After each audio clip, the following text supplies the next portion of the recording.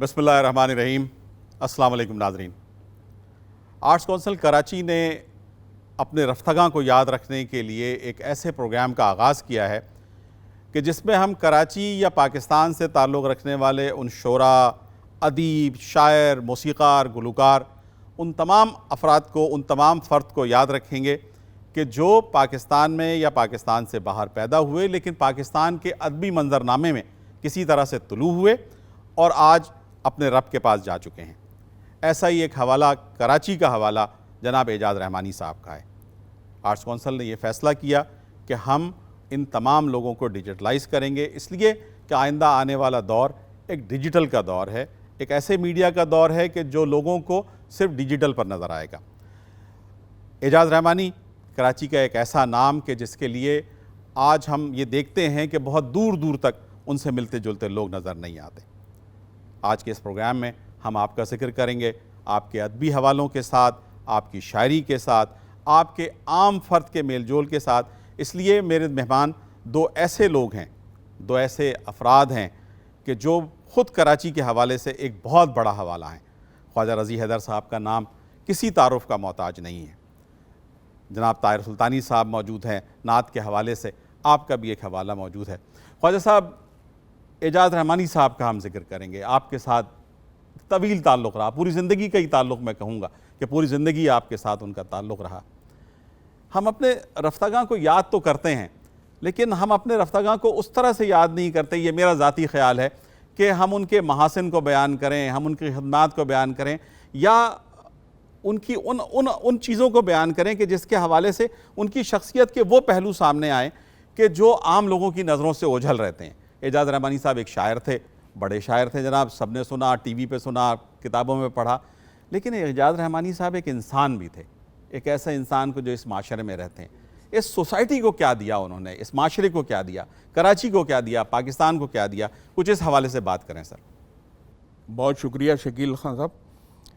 پہلے تو میں آپ کو اور آرٹس کونسل کے ارباب حل وقت کو اس بات پہ مبارکباد پیش کر دوں کہ آپ نے رفتگاں کے حوالے سے یہ ایک پروگرام کی ریکارڈنگ شروع کی ہے، اور یہ یقینی طور پر ایک بڑا مقبول سلسلہ ہوگا، اور بہت سارے لوگ جو ہمارے ذہنوں سے اتر گئے ہیں یا ہمارے ذہنوں میں جو دھندلا گئی ہیں جن کی شخصیتیں، وہ سب پھر اثر نو ہمارے ذہن میں تازہ ہو جائیں گی۔ جہاں تک اعجاز رحمانی صاحب کا تعلق ہے، وہ بلا شبہ دینی فکر کے آدمی تھے، اور اس دینی فکر کو انہوں نے اپنی شعری صلاحیتوں سے ایک جلا بخشی تھی۔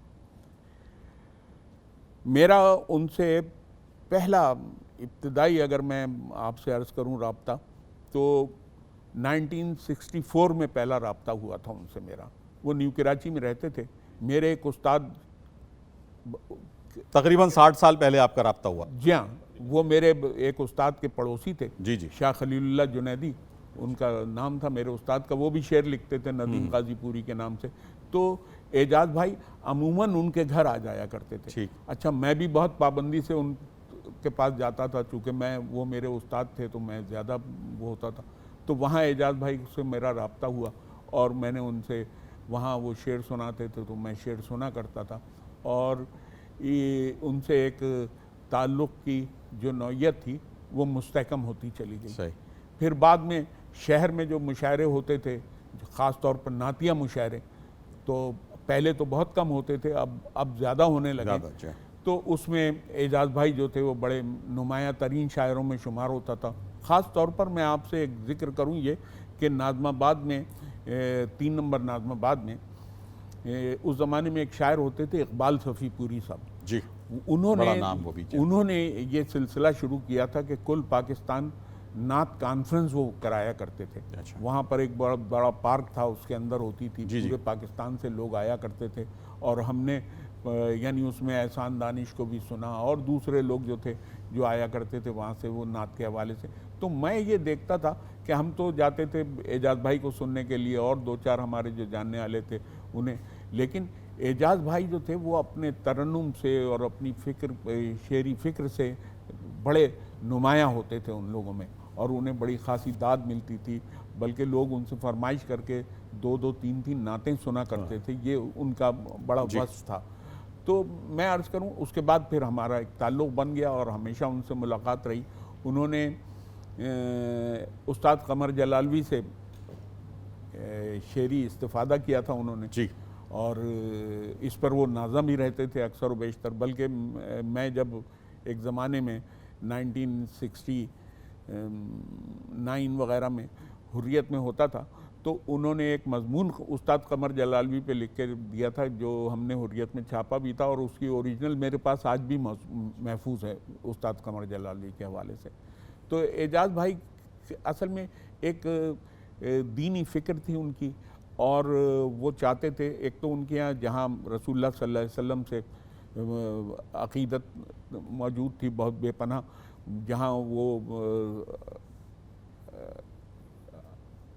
اللہ تبارک و تعالیٰ کی حمد میں بڑے مشغول رہا کرتے تھے، وہاں ان کو مسلمانوں کی جو عالمی طور پر جو ایک پسماندگی جو ہے، زبوالی جو ہے، جی لوگ، اس کا بھی بڑا انہیں احساس رہتا تھا، اور وہ چاہتے تھے کہ یہ جو مسلمانوں کی عظمت گم شدہ ہے اس کی بازیافت کی جائے، اور ان کی شاعری میں عموماً اس طرح کے مضامین آتے تھے جس سے کہ وہ پیغام دیا کرتے تھے لوگوں کو، کہ عمل کا پیغام دیتے تھے، کہ فکر کا پیغام دیتے تھے، اور وہ اس سب کاموں کے لیے جو ایک انقلابی فکر ان کے یہاں تھی اس کے لیے وہ ضروری سمجھتے تھے کہ قرآن و سنت جو ہے وہ بنیادی حوالہ ہونا چاہیے، اس کے مطابق کام ہونا چاہیے سارا کا سارا، اور انہوں نے اسی حوالے سے کام کیا۔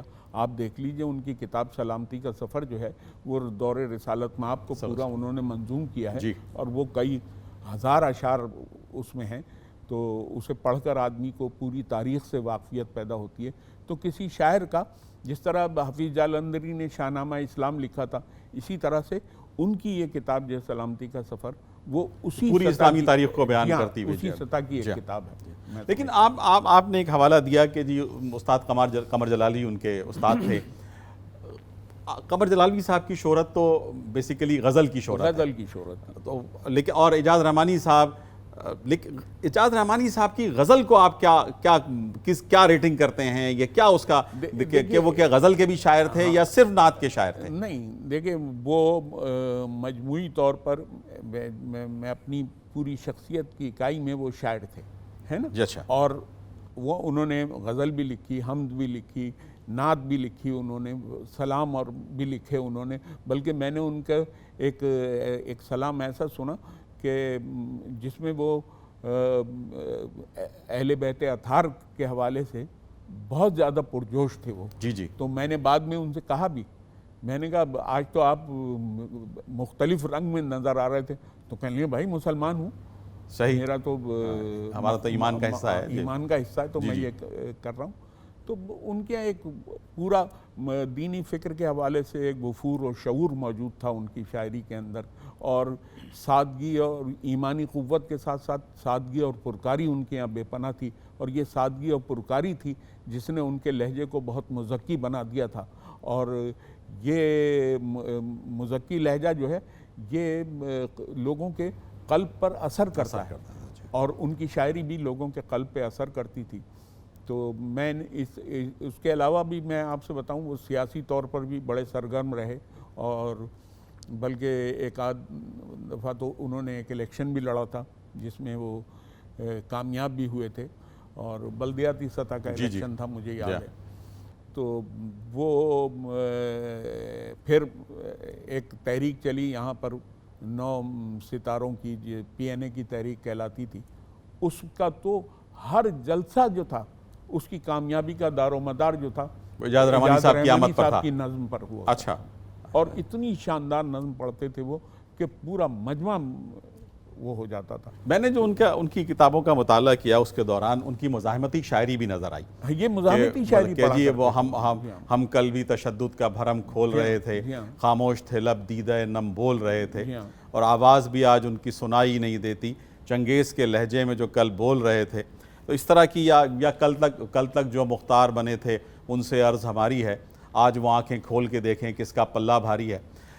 طاہر سلطانی صاحب آپ ایک جو مصرع ہے، ایک ان کی ایک نظم تھی جو وہ پڑھا کرتے تھے اس زمانے میں، اس کا ایک مصرع جو ہے وہ، میں ابھی اجمل سراج سے بات کر رہا تھا تو اجمل سراج نے کہا کہ یہ مصرع تو ان کا ضرب المثل ہو گیا کہ گرتی ہوئی دیوار کو ایک دھکا اور تو جی یہ تو بالکل بڑے اکثر سیاسی نعروں میں بھی یہ مصرع استعمال ہوتا ہے، تو یہ آج پتہ چلا مجھے کہ یہ بھی اعجاز رحمانی صاحب کا مصرع ہے۔ طاہر سلطانی صاحب آپ موجود ہیں یہاں پر، آپ خود نعت کا ایک حوالہ ہیں اور آپ کا بھی اعجاز رحمانی صاحب کے ساتھ تعلق رہا ہے۔ اعجاز رحمانی صاحب جس طرح سے کہ میں نے آپ سے ابتدا میں گفتگو میں ذکر کیا کہ 14 آپ کے مجموعہ کلام ان کی زندگی میں شائع ہوئے کہ جس میں سے 5 جو ہیں وہ نعتیہ مجموعہ کلام ہیں، اور آخری جو سلامتی کا سفر آپ کے جو منظوم تاریخ ہے، منظوم اسلامی تاریخ ہے کہ اللہ کے نبی صلی اللہ علیہ وسلم کی بعثت سے لے کر وہ جو جاری تھا سلسلہ، آپ اعجاز رحمانی صاحب کو کیا سمجھتے ہیں کہ کیا وہ صرف نعت کے شاعر تھے، یا یہ کہ وہ غزلیہ شاعر تھے، یا یہ وہ منقبت اور مرثیے صرف ہم ان کا ایک مذہب حوالہ دیکھیں گے،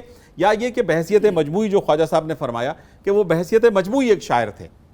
شکریہ شکیل صاحب، میں ممنون ہوں arts council of Pakistan Karachi اور اپنے بھائی اجمل سراج کا کہ آپ نے یاد فرمایا۔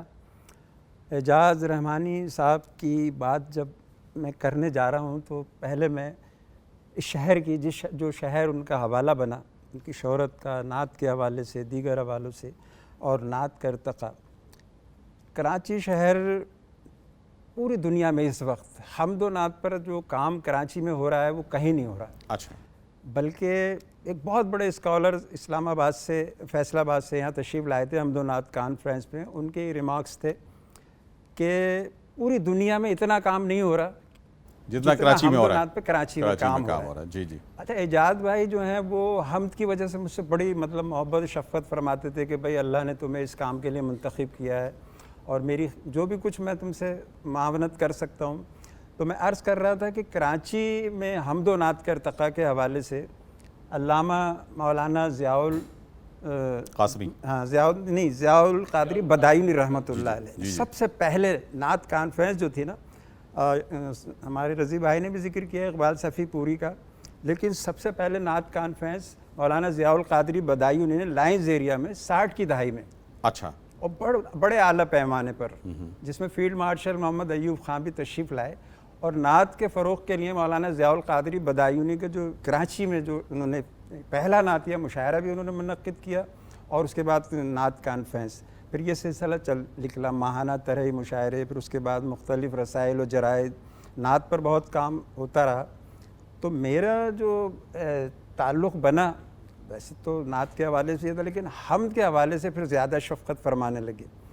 تو میں یہ سمجھتا ہوں کہ اعجاز بھائی کا جو نعت کا ارتقاء ہے پاکستان پورے ورلڈ کے حوالے سے، اور جو ایک یہاں نعت کا منظر نامہ ہمارے سامنے آتا ہے، اس میں ان کو بہت نمایاں، یعنی کہ ان کا نام جو ہے وہ نمایاں طور پر دیکھتا ہوں، اور ہے بھی، اس میں کوئی دو رائے نہیں ہے۔ ان کے 70 کی دہائی میں پہلا مجموعہ ان کا اعجاز مصطفیٰ، جی جی، وہ شائع ہوا، اس کے بعد 2010 تک 5 مجموعہ نعت ان کے منظر عام پر آئے، اور یہ بات ہم کہہ سکتے ہیں کہ غزل بھی کہی، بہت اچھی غزل کہی، اور دیگر اصناف مزاحمتی شاعری بھی کی، لیکن میرا اپنا ذاتی خیال ہے کہ جو ان کا ایک مستند حوالہ جو بنا نا، وہ نعت کا بنا۔ نعت کے حوالے سے جو عزت و شہرت آپ کو ملی، پھر اس میں کلام کے ساتھ ساتھ ترنم بھی انتہائی، اللہ تعالیٰ نے ان کو لحن سے بھی نوازا تھا، دونوں چیزیں۔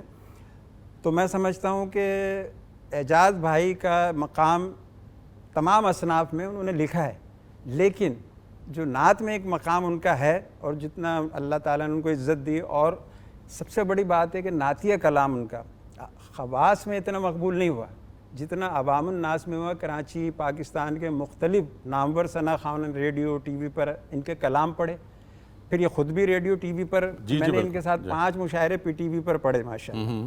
اس میں ایک میں جملہ ذرا تھا ان کا جو ہے، تو میں عمرہ کر آیا تھا، تو ایک ٹوپی میں نے مکہ مکرمہ سے 2 ریال میں پرچیز کی تھی، تو وہ ٹوپی لگا کر میں نعتیہ مشاعرے میں، تو یہ سب لوگ، میری بائک ذرا کچھ خراب ہو گئی تھی، میں لیٹ ہو گیا جی، تو جب میں لیٹ پہنچا کہ ارے بھائی شاعر حمد و نعت آ گئے طاہر سلطانی، تو عذرائے مذاقاً کہنے لگے یار طاہر سلطانی تمہیں ٹوپیاں بدلنے کا بڑا شوق ہے. میں نے کہا اعجاز بھائی بات یہ اس ٹوپی کے متعلق کچھ نہیں کہیے گا, یہ تحفہ مکہ مکرمہ سے لایا ہوں. اچھا بیٹھو چائے پیو.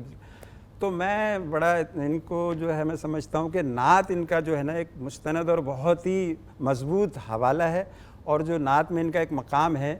اور ابتدائی میں نے بتایا کہ 70 کی دہائی میں بہت کم شعراء ایسے تھے پاکستان میں جن کے نعتیہ مجموعے شائع ہوئے تھے, یا جو نعت کے بعض شاعر تو نعت بھی نہیں کہتے تھے, اور ہم تو بہت دور کی بات ہے. تو یہ ابتدائی یعنی نعت کے ارتقاء میں ان کا انتہائی بہت ہی وسیع کنٹریبیوشن ہے, اور ایک ان کا بہت اعلیٰ مقام. لیکن نعت تو بے شمار شعراء نے کہی ہے, بلکہ تقریباً ہر شاعر نہیں نعت کہی ہے, ہر شاعر نعت کہتا ہے.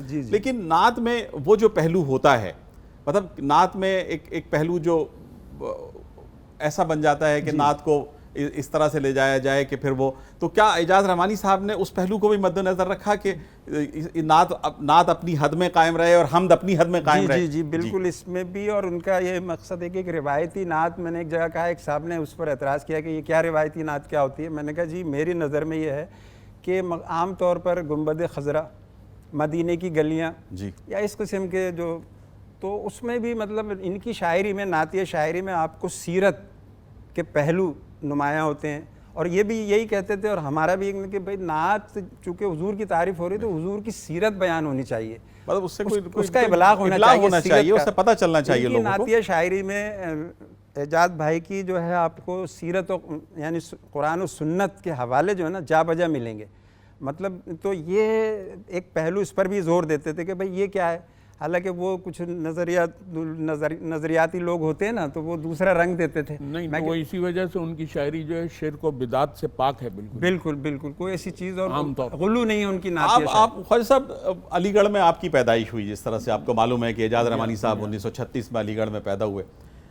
بظاہر تو بہت ابتدائی تعلیم ان کی وہیں علی گڑھ میں ہی ہوئی, جو ان کا, لیکن ان کے اندر سے جو شاعری نظر آتی ہے, ان کے اندر جو ادب کا معیار نظر آتا ہے, تو وہ سب کا سب خود کشید کیا ہوا ہے, یا یہ کہ وہ استاد کی دین ہے, یا یہ کہ ایک اللہ تعالیٰ کی مرحمت کردہ ہے, یا کیا یہ چیز ہے؟ دیکھیے ایک بات تو میں عرض کر دوں کہ وہ یعنی جسے ہم کہتے ہیں نا پیدائشی طور پر شاعر تھے, ٹھیک ہے نا. اس میں یہ کہ استاد قمر جلالوی سے انہوں نے استفادہ کیا. استاد قمر جلالوی کی کے یہاں جو سلاست اور سادگی تھی نا شاعری میں, وہ اعجاز رحمانی بھائی کی شاعری میں بھی در آئی. تو یہ جو ان کی نعتیں اتنی مقبول ہوئی ہیں اس کی وجہ یہ ہے کہ ان کے یہاں وہ جو ایک گاڑھی لفظیات ہوتی ہیں نعت کے حوالے سے, اور جو مذہبی لفظیات ایسی جو عام آدمی کے یہاں اس کی تفہیم نہیں ہو پاتی فوری طور پر, وہ بہت کم ہیں. سادگی اور سلاست ہے ان کے یہاں. جیسے میں نے پہلے عرض کیا تھا, اسی وجہ سے, اس سادگی اور سلاست کی وجہ سے ان کے یہاں ایک مزکی لہجہ جو تھا وہ ظہور کیا اس نے, اور اسی لہجے نے ان کو مقبولیت کی سند معاشرے میں دلوائی. تو میں عرض یہ کر رہا ہوں کہ استاد قمر جلالوی سے انہوں نے سیکھا, لیکن وہ بھی بہت ایک 4-5 سال کا عرصہ ہوگا میرے خیال سے, زیادہ نہیں تھا. اس کے بعد وہ پھر خود آدمی اکتساب کرنے لگتا ہے چیزوں سے, شاعری پڑھتا رہتا ہے. وہ مشاعروں میں جاتے تھے تو مشاعروں میں بھی, غزل کے مشاعروں میں بھی وہ تو مشاعرہ لوٹ لینے والے شاعر سمجھے جاتے تھے. غزل کے مشاعرے میں بھی جاتے تھے وہ, تو وہاں پر بھی تو لازمیاں تھے. جو جدید ترین غزل اس شہر میں لکھی جا رہی تھی اور جو آج بھی لکھی جا رہی ہے, وہ ساری کی ساری اعجاز رحمانی کی نگاہ میں تھی.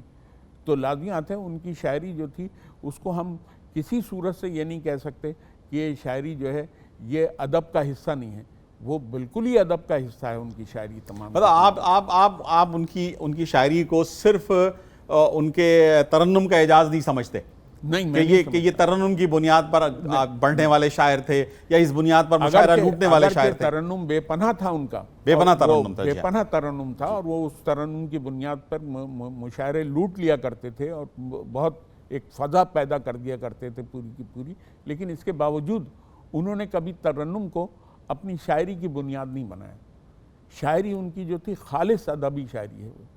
آپ کو اس میں تمام محاکات بھی ملیں گے, اس میں تشبیہات ملیں گی, استعارے ملیں گے, اور آپ کہیں گے جو عمومی طور پر مجھے نعتیہ شاعری میں یا مذہبی شاعری میں کم نظر آتے ہیں. وہ ان کے یہاں بیت بہت ہیں اور اس کی وجہ یہی تھی کہ ان کی تربیت جو تھی غزلیہ تھی. بنیادی طور پہ وہ غزل کے شاعر تھے. غزل کے شاعر تھے, اس لیے ان کے یہ میں عام طور پہ لوگوں سے یہ کہتا ہوں بھئی یہ نعت تو لکھنا شروع کر دیا آپ نے وفور میں, اپنی عقیدت میں, شوق میں, لیکن جب تک آپ اردو غزل کا مطالعہ جم کے اور رچ کے نہیں کریں گے اس وقت تک آپ کے یہاں شعریت پیدا نہیں ہو سکتی. اور اعجاز بھائی کے یہاں وہ شعریت بے پناہ موجود. طاہر سلطانی صاحب, نعت بھی لکھی ہے اعجاز رحمانی صاحب نے. میں آپ سے نعت کے حوالے سے اس لیے بات کر رہا ہوں کہ چونکہ آپ کا اپنا حوالہ بھی نعت کا حوالہ ہے, ساتھ ساتھ آپ نے منقبت بہت زیادہ لکھی. منقبت لکھ کے بھی بڑے آپ شاعر تھے. میرے خیال سے مرثیے تو آپ نے نہیں لکھے, لیکن یہ کہ نعت اور حمد اور منقبت آپ کے ہاں. تو آپ ان کو مطلب یہ کہ یہ کوئی مضمون بھی آپ نے پچھلے دنوں میں نے سنا تھا کہ آپ نے اعجاز رحمانی صاحب کے بارے میں لکھا, اس کے حوالے سے کوئی بات فرمائیے کہ جو جی ان کا ایک مجموعہ کلام خلفائے راشدین کے حوالے سے بھی بہت ضخیم شائع ہوا اور بہت ہی عمدہ شاعری, جیسا کہ رضی بھائی نے فرمایا کہ ظاہر غزل کے شاعر تھے تو وہ پھر وہ غزل کا رنگ ان پہ بھی در آتا تھا, تو وہ خلفائے راشدین سے بے پناہ عقیدت رکھتے تھے اور اس کا وہ ثبوت ان کا وہ مجموعہ تھا. اور میں چند اشعار پیش کرنا چاہ رہا تھا شکیل بھائی ان کے, تو یہ ذرا بڑے عمدہ شعر ہیں, ان کے چاہنے والوں تک پہنچ جائیں. پہلا شعر تو وہ آغاز یہاں سے میں کر رہا ہوں کہ ثنا کروں تو سلیقہ نہیں بیاں کے لیے. جی اعجاز رحمانی. ثنا کروں تو سلیقہ نہیں بیاں کے لیے, جو چپ رہوں تو یہ ممکن نہیں زباں کے لیے. اور دور جہالت کے ماضی کرتے ہوئے کچھ شعر آپ توجہ فرمائیے کہ ہمارے سامنے جب اسوہ رسول نہ تھا. یہ جو میں پہلے کہہ رہا تھا کہ ان کی نعتیہ شاعری قرآن و سنت سے بالکل وہ حوالے جا بجا ملیں گے. ہمارے سامنے جب اسوہ رسول نہ تھا, ہماری زیست کا اپنا کوئی اصول نہ تھا, اور نہ تھا سکون کا علم حضور سے پہلے, نہ تھا سکون کا علم حضور سے پہلے. وہ کون تھا جو اس دور میں ملول نہ تھا, اور ہر ایک ذہن پہ چھائی ہوئی تھی تاریکی. ہر ایک ذہن پہ چھائی ہوئی تھی تاریکی, وہ روشنی تھی کہ جس کا کوئی اصول نہ تھا. اور شعر دیکھیے شکیل بھائی کہ جھلس رہی تھی تشدد کی آگ سے دنیا. جھلس رہی تھی تشدد کی آگ سے دنیا, چمن میں کانٹے ہی کانٹے تھے کوئی پھول نہ تھا. ہر آدمی کے بدن پر تھا نفرتوں کا لباس. ہر آدمی کے بدن پر تھا نفرتوں کا لباس, کسی کو جامع انسانیت قبول نہ تھا. اور سب غزلیہ تربیت. جی بالکل, آپ دیکھیے وہ غزل کا رنگ بھی ہے اور وہ نعت تو ہے, سیرت بھی بیان ہو رہی ہے, اور سیرت بھی بالکل اس کے وہ جو پیرایا ہے سیرت بیان کرنے کا وہ بالکل موجود ہے. شعر دیکھیے کہ یہی ہے ساری خدائی کا فیصلہ اعجاز. یہی ہے ساری خدائی کا فیصلہ اعجاز, محمد عربی سا کوئی رسول نہیں. اچھا, اعجاز رحمانی کا ایک شعر اور حضور صلی اللہ علیہ وسلم کے حوالے سے دیکھیے کہ پوچھو نہ فرشتوں سے نہ انسان سے پوچھو. یہ شعر ان کا بڑا سفر کر رہا ہے ماشاءاللہ. پوچھو نہ فرشتوں سے نہ انسان سے پوچھو, عظمت شہ ابرار کی قرآن سے پوچھو. اور آگے کہتے ہیں کہ اس ذات کی تمثیل دو عالم میں نہیں ہے, اس ذات کی تمثیل دو عالم میں نہیں ہے, جو عرش نشیں ہوتے ہوئے خاک نشیں ہے. آخری شعر پیش کر رہا ہوں کہ اللہ کی مرضی ہے ہر ایک کام میں شامل. اللہ کی مرضی ہے ہر ایک کام میں شامل, جو بات ہے دیباچہ قرآن مبین. سبحان اللہ سبحان اللہ. خواجہ صاحب, یہ جو کاوش ہم نے کی ہے آرٹس کونسل کی طرف سے, بہرحال اس میں ہم مزید بھی کوشش بہتر کرنے کی کرتے رہیں گے. پروگرام کا چونکہ اختتام بھی ہوتا ہے, آپ کو معلوم ہے کرنا ہوتا ہے, تو اس ساری گفتگو کو آپ کس طرح سے سمیٹیں گے اعجاز رحمانی کی شخصیت کے حوالے سے, کہ کیا آپ اپنی جو ہم آخری گفتگو آپ سے کریں گے وہ یہی ہے کہ اعجاز رحمانی صاحب کی شخصیت کو اپنی گفتگو میں آپ سمیٹیں. بہت شکریہ.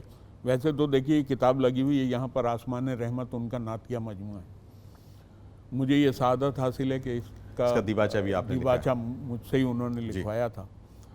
سو اس میں میں نے ان کی پوری شاعری کا تجزیہ کر لیا ہے اور پورا اس کو وہ کیا ہے. एजाज भाई जो थे वो बिला शुबा एक जामे और माने शायर थे, और उन्होंने अपनी पूरी जो शेरी सलाहियतें थीं वो नात और हम और दीगर असनाफ को उन्होंने सर्व कर दी, जिसके नतीजे में उनके यहाँ वो बड़ाई नमूदार हो गई थी जो आम तौर पर बड़े शायरों के यहाँ होती है। और इंसानी तौर पर भी वो बहुत बड़े आदमी थे, बहुत बड़े आदमी थे, बड़े खलीक आदमी थे। मौजूद नाज़रीन, आर्ट्स काउंसिल के इस प्रोग्राम से जो आज हमने एजाज रहमानी साहब के हवाले से रखा, ख्वाजा रज़ी हैदर साहब का और जनाब ताहिर सुल्तानी का मैं बहुत शुक्रगुज़ार हूँ कि आप तशरीफ़ लाए। आर्ट्स काउंसिल इस तरह के प्रोग्रामात अपने रफ्तागां के लिए करता रहेगा, और हम बार बार उन लोगों को याद करेंगे कि जिन्होंने इस शहर को रौनक बख्शी, इस मुल्क को रौनक बख्शी। बहुत बहुत शुक्रिया। आपसे इजाज़त चाहता हूँ। अल्लाह निगहबान।